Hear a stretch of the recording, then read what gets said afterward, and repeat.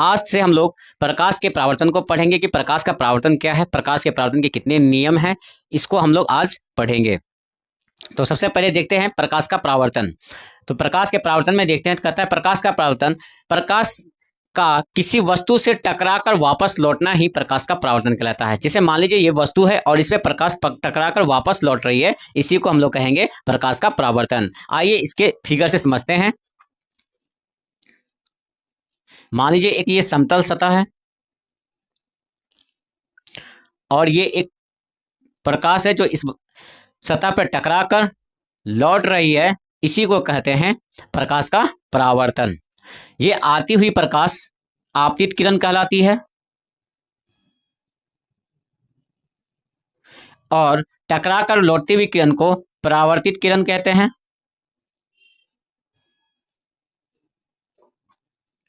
इस दोनों के बीच इस बिंदु से हम लोग एक लंब खींचते हैं, इस समतल बिंदु पर हम लोग लंब खींचते हैं। इस लंब को हम लोग अभिलंब कहते हैं और ये जो बिंदु होता है इसे हम लोग आपतन बिंदु कहते हैं। और ये हमारा समतल सतह जहां से प्रकाश टकराकर वापस लौटती है। तो आइए अब हम लोग जानते हैं कि आपतित किरण क्या होता है। आपतित किरण,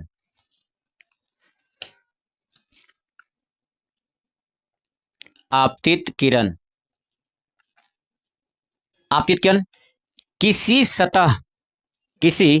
सतह पर पड़ने वाली किरण को आपतित किरण कहते हैं।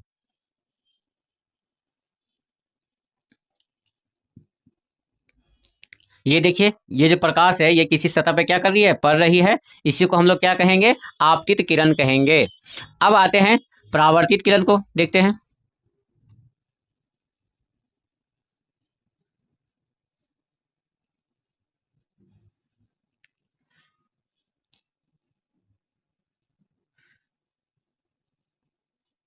प्रकाश का किसी सतह से टकराकर उसी पथ पर लौट जाना प्रकाश का परावर्तित किरण कहलाता है। प्रकाश का परावर्तित किरण कहलाता है। अब देखते हैं हम लोग आपतन बिंदु को। तो आपतन बिंदु क्या है, आपतित किरण समतल सतह के जिस बिंदु पर टकराती है उसे आपतन बिंदु कहते हैं।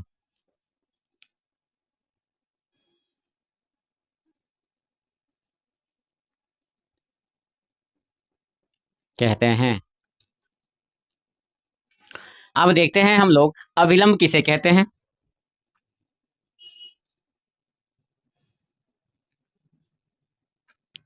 तो अभिलंब क्या है, तो समतल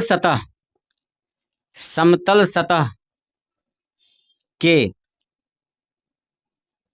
बिंदु पर खींचे गए लंब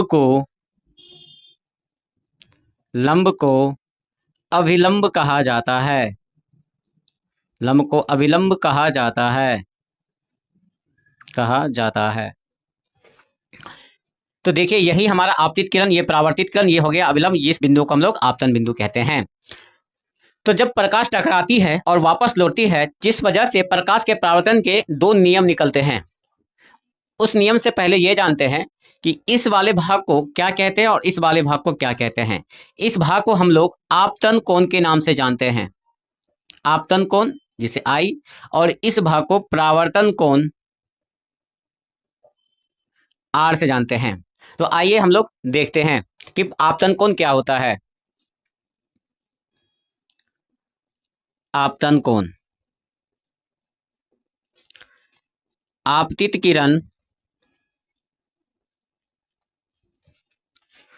और समतल सतह के बिंदु पर खींचे गए लंब से बना कोण आपतन कोण कहलाता है।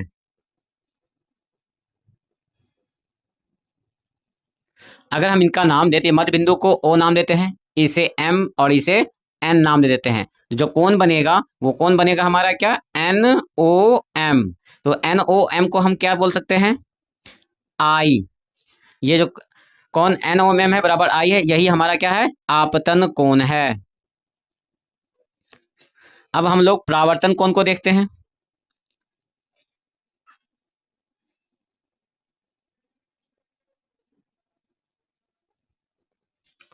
तो परावर्तित किरण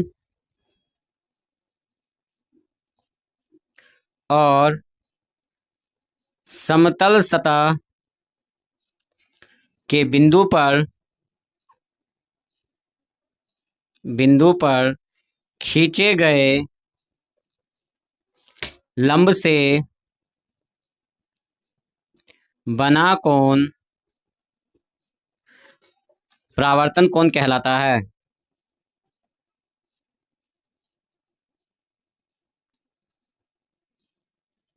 तो इसका नाम अगर हम पी दे दे तो इसका जो कोण का नाम हो जाएगा वो कोण का नाम क्या हो जाएगा, पी ओ एम हो जाएगा। P O M. इस कोण का हम मान लेंगे आर, रिफ्लेक्शन लाइट को इसलिए आर लिखते हैं, और यही हमारा क्या हो जाएगा, परावर्तन कोण। जब प्रकाश आती है और टकरा के वापस लौटती है तो प्रकाश का परावर्तन हो जाता है। तो प्रकाश के परावर्तन के हम लोग दो नियम को जानते हैं। तो प्रकाश के परावर्तन के कितने नियम होते हैं, दो नियम होते हैं। आइए वो नियम देखते हैं। क्वेश्चन है, प्रकाश के परावर्तन के कितने नियम हैं। तो आंसर क्या हो जाएगा, प्रकाश के परावर्तन के दो नियम हैं। पहला नियम क्या कहता है, पहला नियम कहता है आपतित किरण, परावर्तित किरण, खींचा गया अभिलंब तीनों एक ही तल में होता है। क्या कहता है पहला नियम, कि आपतित किरण, परावर्तित किरण और समतल सतह पर खींचा गया अभिलंब तीनों एक ही तल में होता है।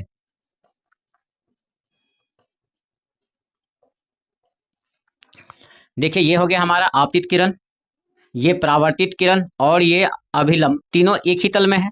ये पहला नियम है। दूसरा नियम कहता है ये जो आपतन कोण होता है परावर्तन कोण के बराबर होता है। आपतन कोण परावर्तन कोण के बराबर होता है, अर्थात जो कोण आई है वो कोण आर के बराबर होगा। यही प्रकाश के परावर्तन के दो नियम है। ये बहुत ही इंपॉर्टेंट क्वेश्चन है, ये हर साल एग्जामिनेशंस में पूछे जाते हैं, ऑलमोस्ट पूछा हुआ क्वेश्चन है। अगर यही किरण लंबवत होती, अगर समतल दर्पण पर किरण, क्वेश्चन कह रहा है कि अगर समतल दर्पण पर किरण लंबवत होती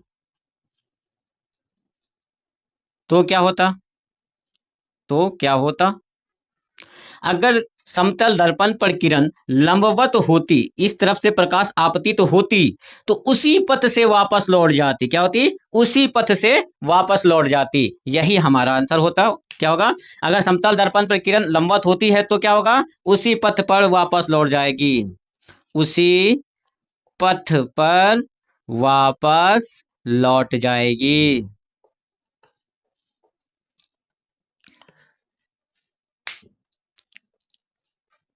मैं ऐसा करता हूं कि मेरी ये वीडियो आपको अच्छी लगी होगी, हेल्पफुल रही होगी। अगर मेरी वीडियो अच्छी लग रही है तो प्लीज़ सब्सक्राइब करें, लाइक करें, कमेंट करें, अपने दोस्तों के साथ शेयर करें कि वो अच्छे से फिजिक्स को पढ़ सके और बोर्ड एग्जामिनेशन में अच्छे मार्क्स ला सके। आगे नेक्स्ट वीडियो में हम लोग प्रतिबिंब के बारे में पढ़ेंगे, प्रतिबिंब के प्रकार के बारे में पढ़ेंगे। Thank you watching my video.